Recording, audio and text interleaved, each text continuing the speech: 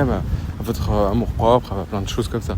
Donc voilà, donc en fait on voit que c'est pas pour devenir libre financièrement, c'est avant tout vous devez vous libérer de plein d'autres trucs avant en fait. Et puis après vous allez comprendre, il faudra un système.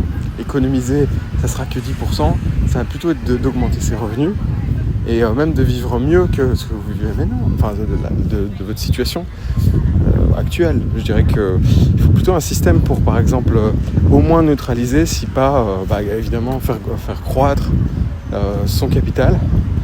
Donc ça veut dire qu'en fait aujourd'hui en réel on n'est pas à 2%, on est plutôt à 3-4% d'inflation.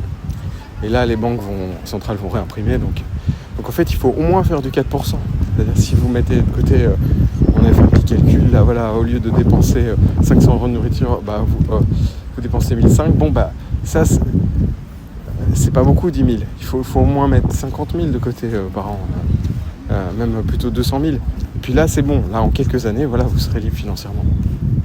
Mais ces 200 000, dans 10 ans ils vaudront 100, voire 70, 70.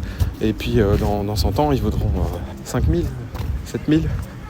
Voilà, l'équivalent en capacité d'achat. Donc voilà, donc c'est des questions.